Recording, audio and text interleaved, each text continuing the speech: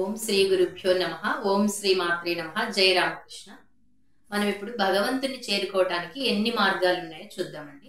So మనకు మార్గాల గురించి అవసరం ఎవరికి ఉంటుంది అంటే, అసలు చేరుకోవాలా, భగవంతుడు అనేవాడు ఒకడు ఉన్నాడా, చేరుకుంటే ఏం లాభము, ఇవన్నీ చేసిన తర్వాత అప్పుడు మనం ఈ మార్గాల గురించి ఆలోచన చేస్తాం కదా.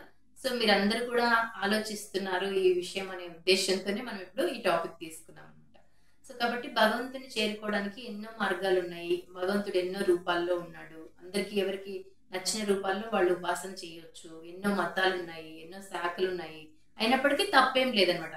మనం అందరం కూడా అక్కడ రీచ్ ఇప్పుడు దీనికి ఎలా చెప్తారు ఉపమానము అంటే, ఇప్పుడు మనం అప్స్టేర్ ఉంది, అప్స్టేర్ మీదకి వెళ్ళడానికి మెట్ల మార్గంలో వెళ్ళొచ్చు, లిఫ్ట్ లో వెళ్ళొచ్చు, లేదా ఒక తాడు కట్టుకుని వెళ్ళొచ్చు.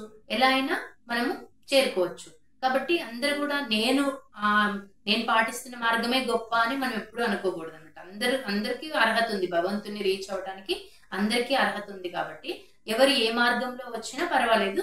వేరే వాళ్ళ మార్గం గురించి మనం క్వశ్చన్ చేయాల్సిన పని లేదు. మన మార్గంలో మనం వెళ్తూ ఉండొచ్చు. లేదు వేరే మార్గంలో ఏదైనా ఇంకా కొంచెం మంచి విషయం ఉంది అంటే దాన్ని స్వీకరించవచ్చు. అలా చేద్దాం, సరేనా? కాబట్టి వేదాంతానికి వాదంతో పని లేదని కూడా అనుకున్నాం కదా. మనం ఎప్పుడైతే భగవంతుని మార్గంలో బిజీగా ఉంటామో అప్పుడు మనం అనవసరమైన వాదనలు వాటిలో టైం వేస్ట్ చేయమన్నమాట. అదంతా మనకు టైం వేస్ట్. ఎవరైనా ఏదైనా తప్పుగా మాట్లాడినా వాళ్ళకి ఒక నమస్కారం పెట్టేసి, సరే అండి మీరు అనుకున్నది కరెక్ట్ అని చెప్పేసి మనం ముందుకు వెళ్ళిపోతూ ఉండాలన్నమాట. కాబట్టి ఇప్పుడు 4 మార్గాలు ఏమున్నాయి? 4 మార్గాలు ఉన్నాయి భగవంతుని చేరుకోవడానికి. మొదటిది కర్మయోగము, రెండవది భక్తి యోగము, మూడవది రాజయోగం. రాజయోగాన్ని ధ్యాన యోగం అని కూడా అంటారు. నాలుగవది జ్ఞానయోగం.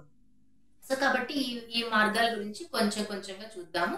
ఎలాబరేట్ గా తర్వాత ఇంకొక వీడియోస్ లో చూద్దాం. సో ఫస్ట్ కర్మయోగం అంటే ఏమిటి? మనం అందరం సంసారంలో ఉన్నాము. నిత్యం మనం ఏదో ఒక కర్మ చేయాల్సిందే. మనకు ఆఫీస్కి వెళ్ళడం అయితేనేమి, ఇంకేదైనా బిజినెస్ లో అయితేనేమి, లేదా ఒక ఇల్లాలుగా ఉన్నారు, ఒక స్టూడెంట్ గా ఉన్నారు, ఎవరైనా వాళ్ళ పనులు వాళ్ళు చేయాల్సిందే. సంసారంలో ఉన్నాం కాబట్టి. అయితే ఆ చేసేటప్పుడు ప్రతి కార్యాన్ని భగవంతుని కోసం చేస్తున్నాను అనే ఉద్దేశంతో చేస్తూ వెళ్తే, చేయడమే కాకుండా ఫలితాన్ని ఆశించకూడదండి. కర్మయోగంలో ముఖ్యమైన పాయింట్ ఇదే అనమాట. ఫలితం అదేంటండి? ఫలితం ఆశించకపోతే ఎలా ఎఫర్ట్స్ పెడతాము అంటే, ఎఫర్ట్స్ పెట్టాలి, వెళ్ళే జర్నీని ఎంజాయ్ చేయాలి. కానీ ఫలితాన్ని మాత్రం తండ్రి నీకే వదిలేస్తున్నాను, నువ్వేమి ఫలితం ఇవ్వదలుచుకుంటే అది ఇవ్వు, నువ్వేమి ఇచ్చినా అది నేను స్వీకరిస్తాను మనస్ఫూర్తిగా అనేటువంటి భావంతో కనుక మనం వర్క్ చేసుకుంటూ వెళ్ళామంటే అదంతా మనం చేసే పని మొత్తం యోగం లాగా మారుతుంది అనమాట. సో కాబట్టి నేను కూడా చాలా మందిని అబ్జర్వ్ చేశాను. కొంతమంది, ఒకతను ఐస్ క్రీమ్ పార్లర్ లో ఉండే అతను కూడా చక్కగా చాగంటి గారి ప్రవచనాలు వింటూ అతను బిజినెస్ చేస్తున్నాడు. ఇంకొక శారీస్ షాప్ లో ఒక ఆమెను చూశాను, ఉప్పాడలో పట్టు శారీస్కి వెళ్ళినప్పుడు. ఆమె కూడా బాబా సచ్చరిత్ర చదువుతూ, మధ్యలో కస్టమర్స్ వచ్చినప్పుడు వాళ్ళతో మాట్లాడుతూ, మధ్యలో చదువుతూ చక్కగా ఆమె జీవితాన్ని అలా ఎంజాయ్ చేస్తున్నారు. సో అదే కర్మయోగం అనమాట.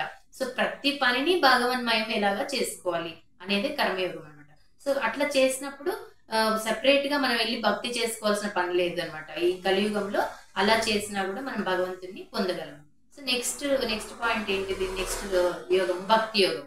భక్తి యోగం అనేది చాలా ఇంపార్టెంట్, చాలా సులభమైనటువంటిది, మరియు ఈ కలియుగానికి సూటబుల్ అనమాట. ప్రతి ఒక్కరు భక్తి చేసుకుంటారు ఏదో ఒక మార్గంలో, ఏదో ఒక రీతిలో. అందరూ ఇంట్లో ఎంతో కొంత పూజ చేస్తూ ఉంటారు, టెంపుల్స్ కి వెళ్తూ ఉంటాము, తీర్థయాత్రలకు వెళ్తూ ఉంటాము. కాకపోతే సరైన మార్గంలో ఎలా చేయాలనేది మళ్ళీ ఇంకోసారి చూద్దాం. కాబట్టి భక్తి చేసుకోవడం అందరికీ తెలిసినటువంటి విషయమే. భగవంతునితో ఎలా కనెక్ట్ అవ్వాలి అనేది. సో ఒక్కొక్కరు రిలీజియన్ వేరు, స్పిరిచువాలిటీ వేరు అనుకున్నాం కదా. అది ఇక్కడ వస్తుంది మనకి భక్తి యోగంలో. ఈ పాయింట్ తో మనకు అవసరం అవుతుంది. ఎందుకంటే ఊరికే మూర్ఖంగా పూజలు చేస్తున్నామా, లేకపోతే క్రతువులు అయితేనేమి, ఏవైనా సరే ఒక మూర్ఖ పద్ధతిలో చేస్తూ ఉంటే అది రిలీజియన్ అనమాట. సో ఈ భయం ఉంటుంది. ఫస్ట్ భక్తుడికి ఏముంటుంది? భగవంతుని మీద ప్రేమ కంటే భయం ఎక్కువగా ఉంటుంది. ఇది చేయకపోతే ఏమవుతుందో, ఈ రోజు ఇది చేయొచ్చా, ఈ రోజు ఈ పని చేయొచ్చా, పలానా రాసి వాళ్ళు ఏం చేయాలి, ఇవన్నీ సందేహాలు చాలా ఉంటాయి అనమాట. సో భయంతో నువ్వు ఎప్పుడైతే భగవంతుని అప్రోచ్ అవుతున్నావో నువ్వు రిలీజియన్ లో ఉన్నట్టు అనమాట. మతం అనేటి మాటలో మంచిది అది కూడా, కానీ దాంట్లో నుంచి స్పిరిచువాలిటీ వైపుగా రావడానికి ప్రయత్నం చేయాలి. స్పిరిచువాలిటీ వైపుగా రావడానికి వచ్చినప్పుడు ఏమవుతుందంటే, నువ్వు ఏది జ్యోతిష్యం గురించి కానీ దేని గురించి భయపడవు అనమాట. నీ జీవితం మొత్తం భగవంతుని చేతిలో పెట్టేసావు కాబట్టి నీకు అప్పుడు ఆ భయం అనేది ఉండదు. చక్కగా జీవితం ముందుకు వెళ్ళిపోతూ ఉంటుంది. పక్కవాడి గురించి ఆలోచించగలుగుతావు. కాబట్టి భక్తి ఎప్పుడైతే పెరుగుతుందో, భక్తి పెరిగే కొద్దీ జ్ఞానం పెరుగుతుంది మనలో. సో జ్ఞానం పెరిగే కొద్దీ మళ్ళీ భక్తి ఎలా చేయాలో, కరెక్ట్ మార్గంలో ఎలా చేయాలో తెలుస్తుంది అనమాట. సో కేవలం ఒక గ్లాస్ ఆఫ్ వాటర్ ప్రతిరోజు ఆఫర్ చేయండి భగవంతునికి అని చెప్తున్నాం. మేము ప్రెగ్నెంట్ ఉమెన్కి చెప్పేటప్పుడు కూడా దేవుడికి అర్పించినటువంటి పదార్థాలని స్వీకరించండి అని చెప్తున్నాము. ఈ ఒక్క విషయం మనము పాటిస్తూ వస్తే కూడా దాంట్లోనే ఎన్నో మిరాకిల్స్ మనం చూడొచ్చు అనమాట. అలా ఒక 3 నెలల పాటు అలా చేస్తూ వచ్చారంటే భగవంతునితో ఆ కనెక్షన్ అనేది స్ట్రాంగ్ అయిపోతుంది అనమాట. అలా మనం భక్తి యోగాన్ని అలా చేసుకోవచ్చు. సో భక్తి పెరిగే కొద్దీ జ్ఞానం పెరుగుతుంది, జ్ఞానం పెరిగే కొద్దీ భక్తి పెరుగుతుంది. కాబట్టి భక్తి అండ్ జ్ఞాన will go hand in hand అని చెప్తారనమాట. ఆ రెండు పక్క పక్కగా వెళ్తూ ఉంటాయి. భక్తి పెరిగితే జ్ఞానం పెరుగుతుంది, డైరెక్ట్లీ ప్రపోర్షనల్ అనమాట. రెండు కూడా భక్తి పెరిగినప్పుడు జ్ఞానం పెరుగుతుంది, జ్ఞానము పెరిగినప్పుడు భక్తి పెరుగుతుంది. రెండు ఇంటర్లింక్ అనమాట. సో ఈ 4 యోగాల్లో ఏవైనా ఒక యోగాన్ని ఎంచుకోవచ్చు, లేదా ఏవైనా 2 యోగాలను ఎంచుకోవచ్చు, లేదా మొత్తం 4 యోగాల్ని కూడా కంబైన్ చేసి కూడా మన జీవితంలో మనం జీవించవచ్చు. అలా కూడా మనం భగవంతుని చేరుకోవచ్చు అనమాట. నెక్స్ట్ ఇంకొకటి 4వ కంప్లీట్ చేసాం. 3వది ఏంటి? ధ్యాన యోగం కదా. ధ్యాన యోగం అంటే కాన్షియస్ లివింగ్ అనమాట. కాన్షియస్ గా ఎలా జీవిస్తున్నాం మనము, ప్రతి పనిని ఒక ధ్యాన మార్గంలో ఎలా చేస్తున్నాము అంటే, ఏదైనా ఒక పని చేస్తున్నామంటే ఆ పని మీదే ఉండాలంట మన మనసు అంతా కూడా. భగవంతుని గురించి చింతిస్తున్నారు, భగవంతుని గురించి మాత్రమే ఉండాలి. లేదా ఇంట్లో వంట చేస్తున్నారు, దాని మీదే ఉండాలి మనసంతా. ఏదైనా మన ఆలోచనలన్నీ ఒకే దిశగా ప్రయాణం చేయగానే ధ్యానం అంటారు. సో ఆ సంకల్ప వికల్పాలు ఏమీ రాకుండా ఎలా ఉంటున్నాము, మన ఆలోచనలన్నింటినీ భగవంతుని వైపు ఎలా మళ్ళిస్తున్నాము అనేది ధ్యాన యోగంలో మనం చూడవచ్చు అనమాట. ఇలా మనం 4 యోగాల ద్వారా కూడా భగవంతుని చేరుకోవచ్చు. అయితే దీనికి ఒక చిన్న స్టోరీ ఉంటుంది, చూద్దాము. అయితే ఒక 4 ఫ్రెండ్స్ ఉంటారు. వాళ్ళు వెళ్తూ ఉన్నారు, బాగా అడవి మార్గంలో వెళ్తున్నారంట. వెళ్తుంటే బాగా పెద్ద వర్షం వచ్చింది. పెద్ద వర్షం వస్తే అక్కడ వాళ్ళు వెళ్ళి కొంచెం రెస్ట్ తీసుకోవడానికి చూస్తే ఒక చిన్న పాడుబడిన ఒక టెంపుల్ కనిపించిందంట వాళ్ళకి. టెంపుల్ కనిపిస్తే అక్కడికి, అది శివుడి టెంపుల్ అంట. వెళ్ళారు.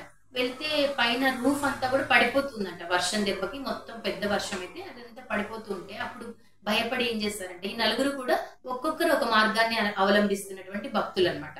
ఈ 4 ఫ్రెండ్స్ ప్లస్ ఒక్కొక్కరు, ఒకరు కర్మయోగం అయితే, ఒకరు భక్తి యోగం అయితే, ఒకరు ధ్యాన యోగము, ఒకరు జ్ఞాన యోగంలో బాగా నిష్ణాతులంట. అయితే ఏమైంది, ఈ పైకప్పు కూలిపోతోందని చెప్పేసి వాళ్ళు 4 వెళ్ళి ఆ శివలింగాన్ని గట్టిగా అలా హగ్ చేసుకున్నారు అనమాట. మొత్తం 4 వెళ్ళి అప్పుడు శివుడు ప్రత్యక్షం అవుతాడంట. అంటే ఏమని అర్థము, 4 యోగాల్ని ఎవరైతే చక్కగా కంబైన్ చేసి జీవితాన్ని వెళ్ళదీస్తారో వాళ్ళకి త్వరగా భగవంతుని సాక్షాత్కారము గురువుల ద్వారా జరుగుతుంది అని అర్థం అనమాట. కాబట్టి ఎలా అయితేనేమి మనం ముందు వెళ్ళిపోవాలని వెనకల వాళ్ళని తొక్కేయకూడదు అని కూడా చెప్తారనమాట. సో అందరినీ మెల్లమెల్లగా కలిసి ప్రయాణం చేస్తూ మనము అందరి జీవితాలని సుగమం చేస్తూ మనకున్న నాలెడ్జ్ని అందరితో చర్చించుకుంటూ, అలా సత్సంగాల ద్వారా అయితేనేమి, గురువుల ద్వారా అయితేనేమి, మనం ఈ 4 యోగాల్లో ఏదో ఒక యోగాన్నో లేకపోతే ఒక 2-3 యోగాలను మిక్స్ చేసుకొని మన జీవితంలో ముందంజ వేయచ్చు, ఆధ్యాత్మిక ప్రయాణాన్ని సాగించవచ్చు అని చెప్తున్నారంట గురువులు. సర్వం శ్రీరామకృష్ణ అర్పణమస్తు. లోకా సమస్త సుఖినో భవంతు. జై హింద్.